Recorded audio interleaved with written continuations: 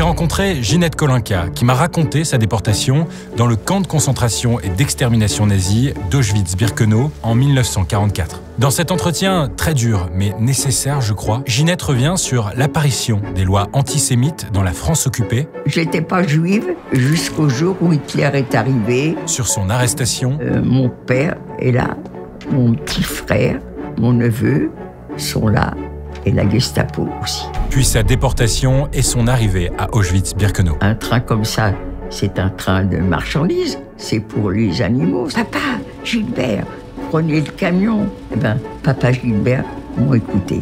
Ils ont pris le camion. Elle revient aussi sur l'assassinat d'une partie de sa famille. Qu'est-ce que vous croyez ? Ben, on les a tués. Et sur l'enfer de la vie dans un camp de concentration et d'extermination.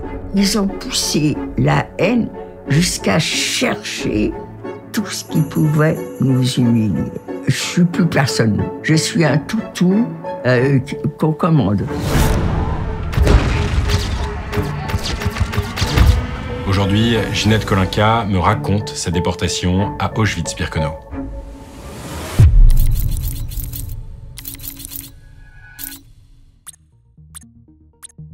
Bonjour Ginette Kolinka. Bonjour. Merci d'avoir accepté mon invitation. Est-ce que, avant tout, je peux vous demander de vous présenter ? Je suis Ginette Kolinka. C'est mon nom de femme. Mon nom de jeune fille, c'est Cherkassky. Je suis une jeune fille de 100 ans et demi maintenant. Je suis rentrée dans le 6e mois. Ginette, votre famille est juive. Qu'est-ce que ça veut dire pour vous, être juive à cette période-là, à ce moment-là de votre vie ? Oui, je suis juive, mais ça serait chez les catholiques, on dirait je suis athée. Je n'étais pas juive jusqu'au jour où Hitler est arrivé et lui, il nous a fait sentir qu'on était juifs. Le 1er septembre 1939, l'Allemagne nazie envahit la Pologne et 2 jours plus tard, la France et l'Angleterre lui déclarent la guerre. Le 1er septembre 1939, à 5h moins le quart du matin, sans déclaration de guerre, Hitler lance la Wehrmacht à l'assaut de la Pologne. La Deuxième Guerre mondiale vient de commencer. À ce moment-là, vous avez 14 ans. Est-ce que vous vous souvenez de la manière dont vous l'apprenez ? On était déjà partis en vacances en Bretagne quand la guerre a été déclarée en 1939, c'est ça. Toute la famille, on est resté chez les gens qui nous avaient loué le logement. Et j'ai vu l'armée allemande qui arrivait. En fin de compte, ils ont occupé la France et moi, je n'ai vu rien du tout de suite. Les armées sont arrivées à Paris. L'Allemagne triomphait vraiment.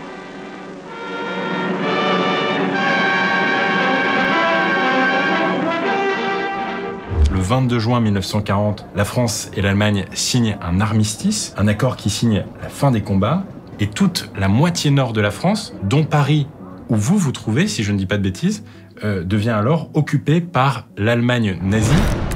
Les négociations d'armistice seront courtes. Hitler va dicter ses conditions. Il n'y a pas grand-chose à espérer du dictateur.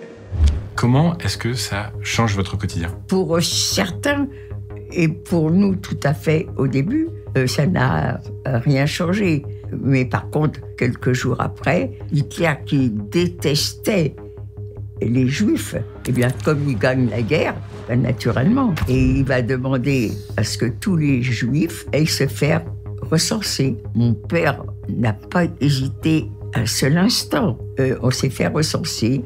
On sort du bureau de commissariat avec un gros tampon juif sur nos cartes d'identité.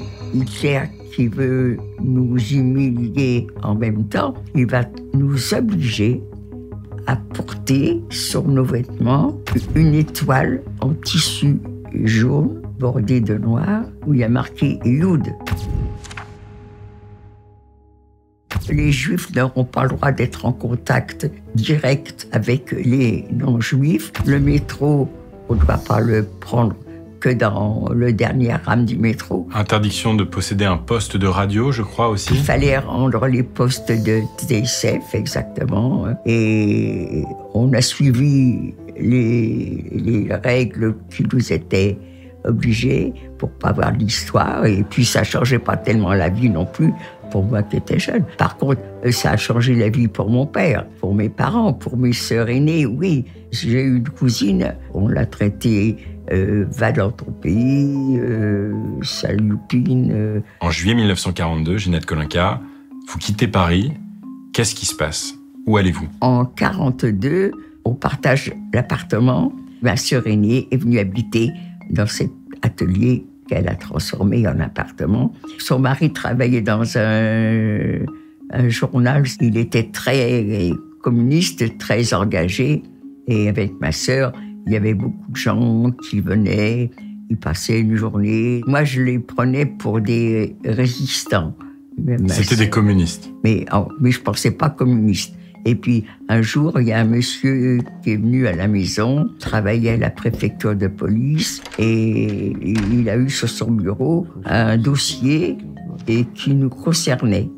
Alors, mon père, là, commence à s'inquiéter. On apprend qu'on est dénoncé en tant que communiste actif. Et ce monsieur nous conseille, il serait préférable que vous quittiez la zone occupée, parce qu'en zone occupée, vous allez être surveillé de très près, vous n'allez plus pouvoir rien faire. En tous les cas, il a affolé mon père, qui du coup s'est décidé à quitter la zone occupée pour aller en zone libre.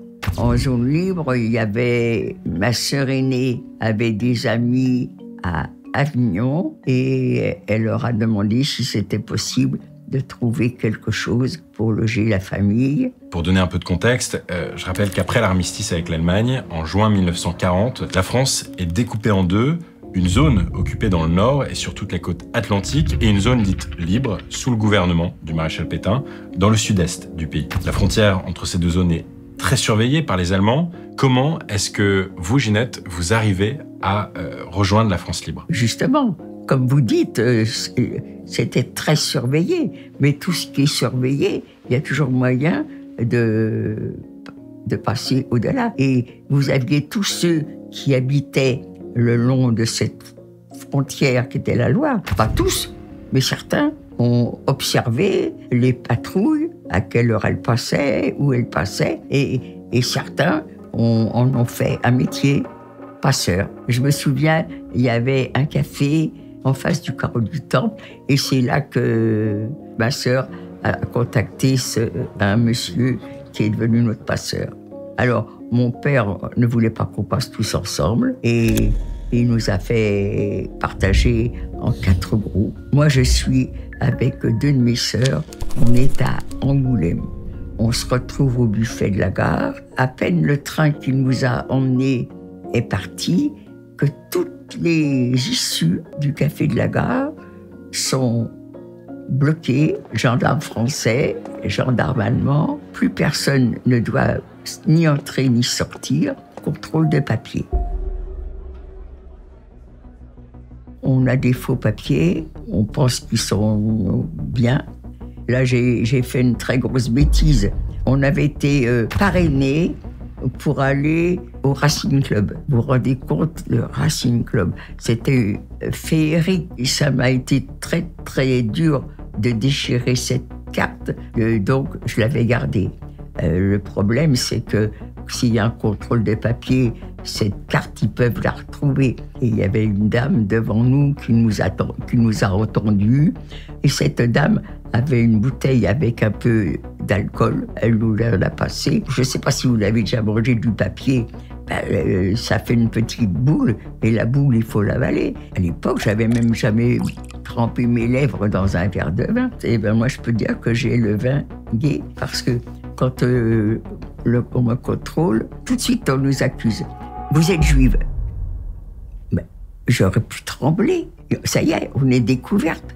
Ben non, j'ai pas tremblé, puisque j'avais pris cet alcool. Et ils nous ont mis en prison quand même. Ce qui m'a marqué, c'est quand ils sont venus nous sortir de là, on a bien vu que vous n'étiez pas juive.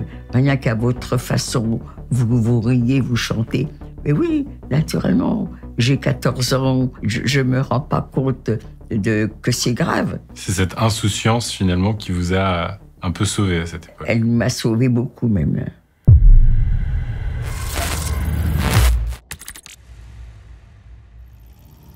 En novembre 1942, l'Allemagne nazie prend le contrôle de la France libre et le danger que vous avez fui à Paris, Ginette Kolinka, va vous rattraper à Avignon.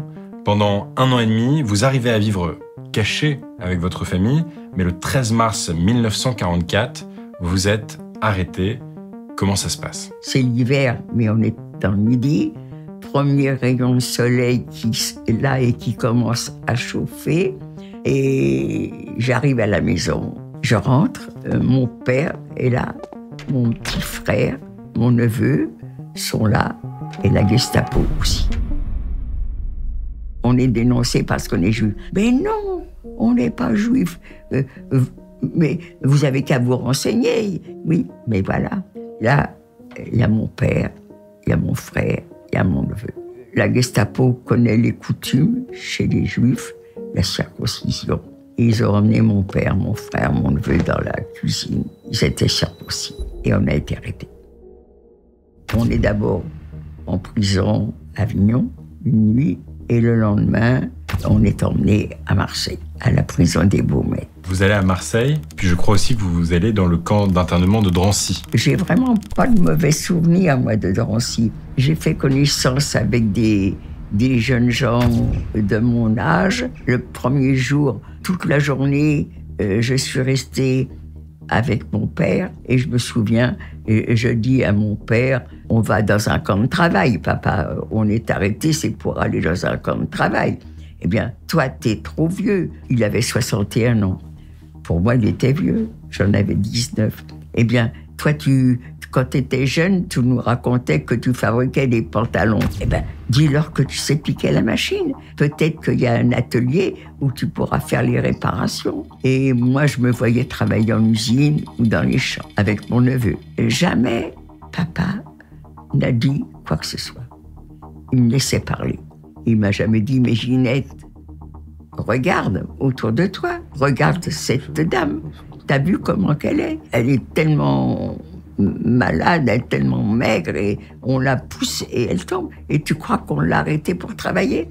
Regarde ce monsieur, il est dans une chaise d'invalide. T'as vu où est son bras? Il en a pas. Et ce petit, il a quel âge? 10 ans?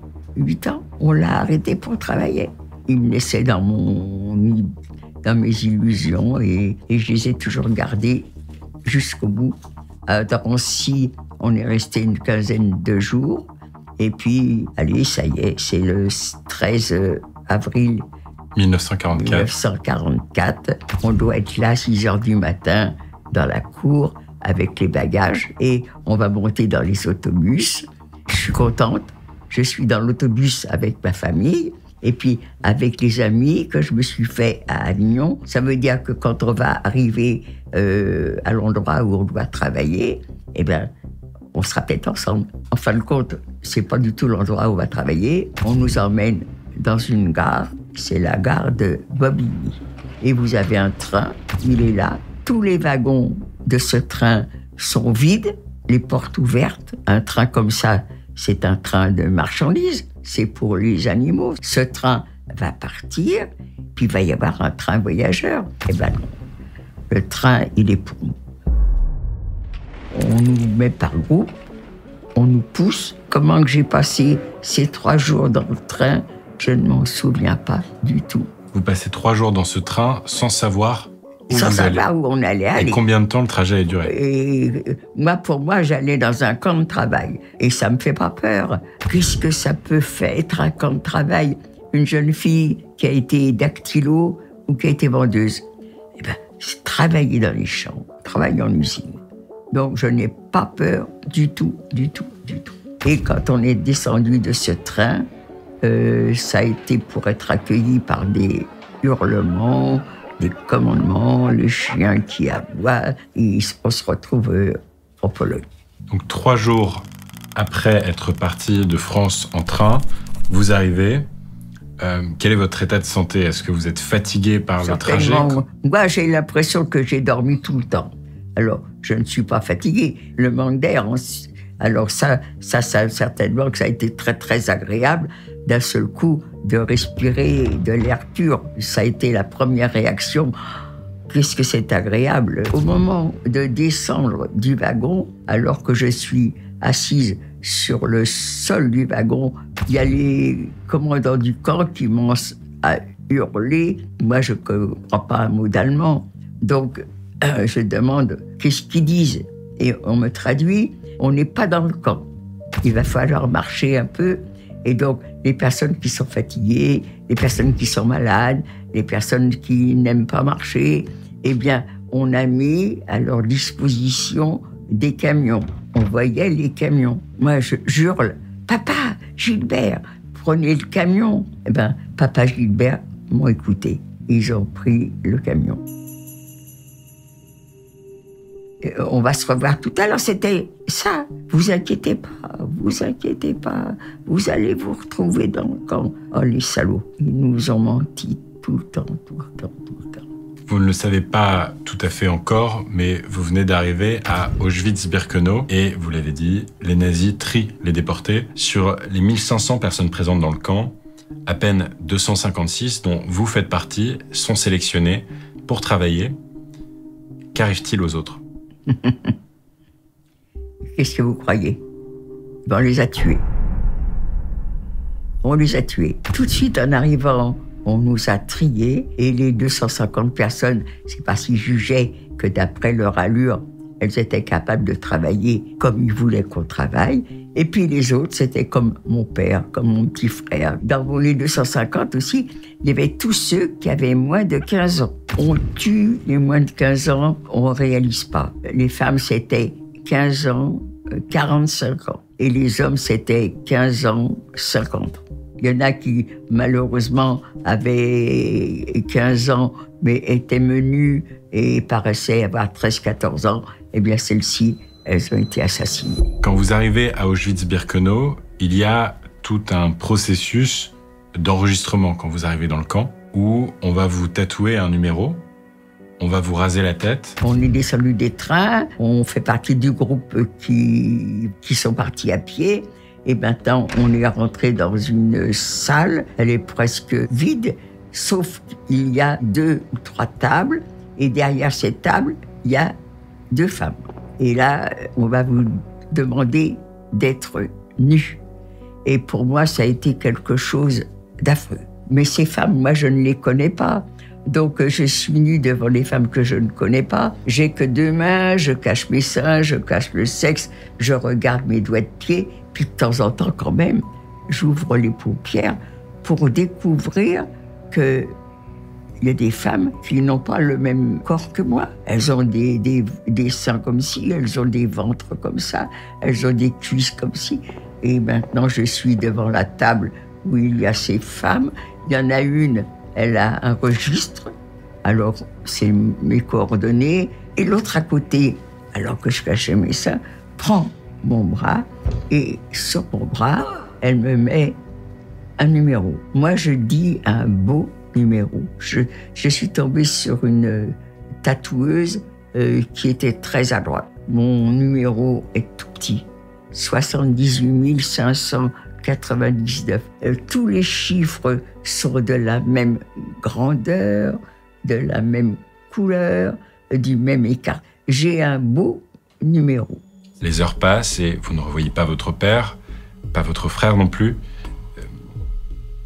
Comment vous apprenez que vous ne les reverrez plus ?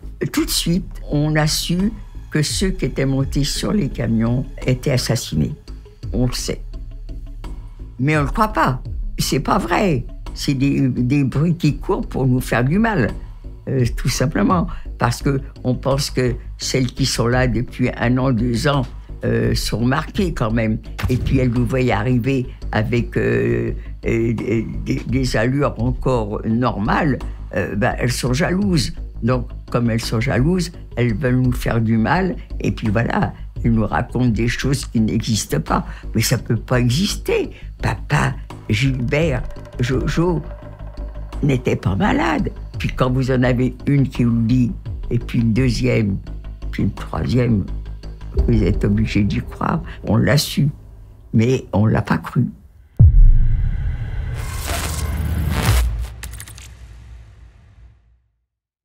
Ginette, vous allez passer 6 mois dans le camp de concentration d'Auschwitz-Birkenau. À quoi ressemble la vie sur place ? Ah, Alors, il y a une question que je ne me souviens plus, c'est l'heure du réveil. 4 heures du matin, 5 heures du matin, les lumières vont s'allumer. Et tout de suite, il faut être dehors pour l'appel. On dort dans des espèces de petites niches qui font 1,50 m sur 1,50 m, voilà. Il y a 3 niveaux. Alors, le temps que celle du haut, que celle du milieu et que celle du bas récupèrent les affaires, elles sont sous nos têtes. Il n'y a pas d'armoire, il n'y a rien du tout. Alors, on s'est couché la veille, on s'est déshabillé et on a mis tout ça sous nos têtes avec les chaussures. On reçoit des coups dès qu'on sort de la baraque pour l'appel. Ça fait qu'on a compris qu'il ne fallait pas se déshabiller. Ça fait que pendant 6 mois, je dormais avec les affaires, je travaillais avec les affaires. Je réalise seulement depuis quelque temps, mais comment qu'on a pu faire? Je ne me suis jamais lavée à Birkenau. Et on devait être crasseuse, on devait sortir mauvais. Sur les paillasses, vous êtes parfois jusque 3 à dormir. Voilà, alors sur les koyas, elles font 1,50 m sur 1,50 m. Et dans les koyas, on est 6. Et là-dedans, vous avez 3 paillasses. Ça veut dire qu'on est 2 en tête bêche, voilà, comme une boîte de sardines. Bon, on a les doigts de pied de ceux qui sont en face, sous votre nez, devant vos lèvres, alors qu'ils ne se sont pas lavés. Mais ça, on n'est pas dégoûté, on n'est pas écœuré. On a perdu, enfin, non, j'ai tort de dire on. J'ai perdu toute notion d'humanité d'un seul coup. Comment peut-on détester des gens au point de les abaisser, aller faire des toilettes en commun? On vous emmène faire vos besoins dans des baraques où vous avez un grand meuble qui est percé de trous et vous faites vos besoins, des centaines de personnes ensemble, côte à côte, dos à dos. Ils ont poussé la haine jusqu'à chercher tout ce qui pouvait nous humilier. On appelait ça Radio Chiotte. C'était l'endroit où on avait les potins. En tous les cas, je ne suis plus personne. Je suis un toutou qu'on commande. Dans les camps, vous n'êtes pas encadré par des officiers nazis, mais par des capots. Les capots, ce sont des détenus choisis par les nazis qui, en échange de meilleures conditions de vie, commandent les travaux forcés et encadrent les autres détenus. Est-ce que vous arrivez à comprendre cette cruauté de déportés envers d'autres déportés? Personne ne comprend cette cruauté. Les nazis ont raison quand ils disent au procès « Mais nous, on n'a pas tué, on n'a pas touché un seul juif. » Ils ont raison, mais ils donnaient des ordres. Et ceux qui les exécutaient, ces ordres, eh bien, peut-être faisaient plus que ce que les nazis auraient fait, parce que c'était leur vie qu'ils défendaient. Ils ne savaient pas ce que c'était que la pitié. Ils frappaient, et leur plaisir, c'était de voir leur victime par terre, évanouie ou morte, ensanglantée. Ça, ils étaient heureux quand c'était ça. À Birkenau, vous rencontrez une certaine Simone Jacob, qui deviendra plus tard Simone Veil. Est-ce que vous vous rappelez de votre temps ensemble là-bas? La toute première corvée qu'on a fait, c'était de porter des pierres qu'on avait prises dans un endroit pour emmener dans un autre. Et puis le lendemain, le contraire. Et ce jour-là, il pleut, mais vraiment des cordes. Et on est trempé, on a froid, et on fait quand même le travail. Et puis on passe devant un mirador qui était en réparation. Et la capot nous pousse pour nous abriter dans ce mirador. Et elle a été éblouie par Simone Jacob. Elle était belle, c'était vraiment une belle jeune fille. Dans une petite porte qui fait à peine 1,50 m, on est 2, et bien, il n'y en a que pour Simone. Ah, t'es trop belle pour être habillée comme ça. Je vais t'amener les affaires. Tu travailleras plus là. Et Simone se permet de dire « Ah non, madame, vous êtes bien gentille. Moi, je veux bien ce que vous me donniez une robe, mais pour changer de camp. Non, moi je suis avec ma mère et ma sœur. Et donc je veux rester avec elle. Eh bien, la Capo, qu'aurait pu dire à Simone, mais dites donc, mademoiselle, moi je vous donne un ordre et vous n'avez pas à le discuter. Eh ben non. Oh ben, t'emmèneras ta mère et ta sœur. La beauté de Simone a sauvé les trois parce qu'elles ont été travailler en usine et c'était quand même pas la même chose que travailler dans le camp. Alors, je suis à côté, elle ne me voit pas du tout, du tout. Mais par contre, Simone, qui est une petite jeune fille de bonne famille, bon chic, bon genre, eh ben ça la gêne. Et quand elle lui a amené des robes, moi je croyais qu'elle avait emmené qu'une. Et donc, si tu as une robe, tu la donnes pour toi, d'accord, mais l'autre, tu la donnes à ta sœur ou à ta mère. Ben non, c'est à moi qu'elle l'a donnée. Et j'ai toujours dit à Simone, ta robe, elle m'a sauvée. Je me suis sentie redevenir un être humain grâce à cette robe.